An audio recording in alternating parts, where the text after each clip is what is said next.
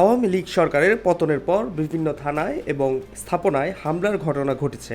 এই অবস্থায় আতঙ্কের মধ্যে ৬ আগস্ট পুরো ঢাকা পুলিশশূন্য হয়ে পড়ে।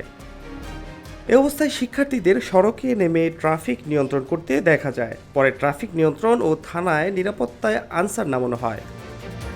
বঙ্গভবন এক বিজ্ঞপ্তিতে বলেছে, চেইন অফ কমান্ড বজায় রেখে পুলিশের প্রতিটি সদস্য যাতে উন্নত মনোবল ও সাহসিকতার সাথে দায়িত্ব পালন করতে পারে সেই লক্ষ্যে প্রয়োজনীয় পদক্ষেপ নেওয়ার নির্দেশ দিয়েছেন রাষ্ট্রপতি মোহাম্মদ শাহাবুদ্দিন। এছাড়া যে কোনো অরাজক পরিস্থিতি ও লুটতরাজ বন্ধে পুলিশকে কঠোর পদক্ষেপ নেওয়ার নির্দেশ দেন রাষ্ট্রপতি। ৭ আগস্ট বঙ্গভবনে রাষ্ট্রপতির সঙ্গে সাক্ষাৎ করতে গেলে তিনি এ নির্দেশ দেন। পুলিশের নতুন মহাপরিদর্শককে অভিনন্দন জানিয়ে রাষ্ট্রপতি মোহাম্মদ শাহাবুদ্দিন বলেন, দেশের আইন শৃঙ্খলা রক্ষা ও জনগণের জানমালের নিরাপত্তা নিশ্চিত করতে পুলিশের ভূমিকা খুবই গুরুত্বপূর্ণ। তিনি বলেন, বিরাজমান পরিস্থিতিতে দেশের আইন শৃঙ্খলা স্বাভাবিক করা সবচেয়ে গুরুত্বপূর্ণ এবং পুলিশকেই এই কাজটি করতে হবে।